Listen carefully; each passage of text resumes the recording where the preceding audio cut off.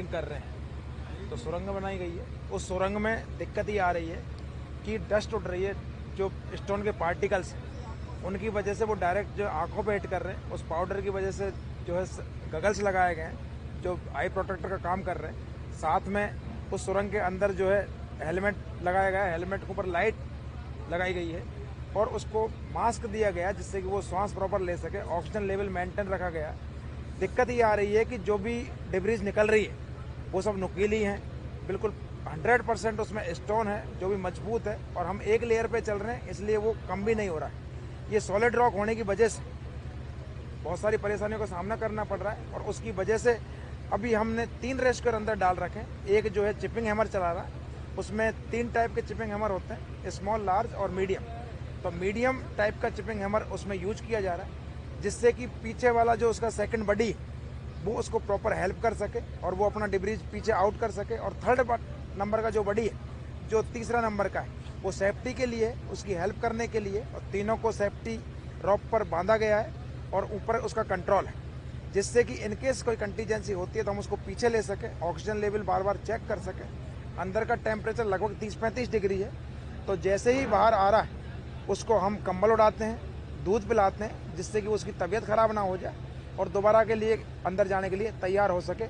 उनका 3 बडी इसलिए लगा रखें कि यदि उसमें से हम एक जब रेस्क्यूअर को ऊपर लाते हैं तो हमारा काम में कोई बाधा ना आए और काम रुके ना और काम बरकरार चलता रहे।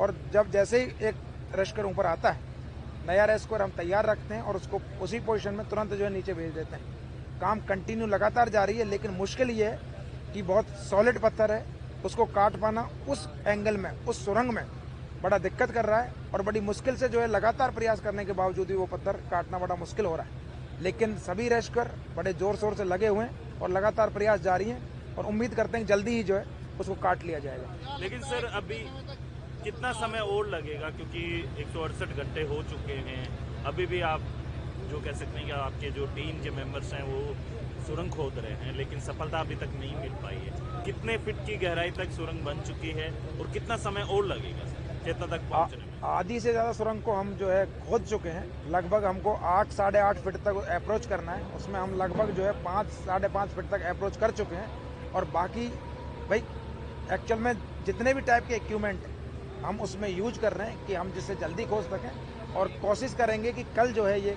ऑपरेशन कंप्लीट हो जाए। और यदि हमारी एक्यूरेसी ठीक है तो हमने उसको चेक करने के लिए कि क्या हम जो डिगिंग कर रहे हैं क्या पर्टिकुलर डायरेक्शन में कर रहे हैं, क्या पर्टिकुलर टारगेट में हिट कर पाएंगे, उसलिए हमने जितनी भी आसपास की माइंस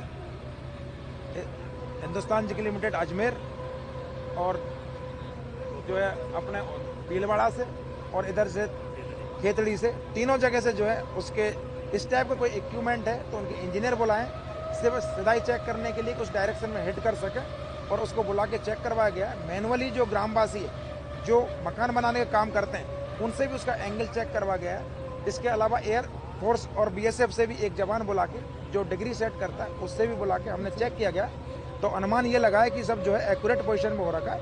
और अभी हिंदुस्तान जिंक लिमिटेड से भी जो इंजीनियर आ रखे हैं उनका जो अभी उनका मापना बाकी है। जिस बच्चे की कंडीशन की अगर बात की जाए तो किस तरीके की? बच्चे की कंडीशन एक्चुअल में मूवमेंट नहीं है, बाकी बच्चे की कंडीशन का मेडिकल ऑफिसर जो है उसके बारे में बता सकते हैं।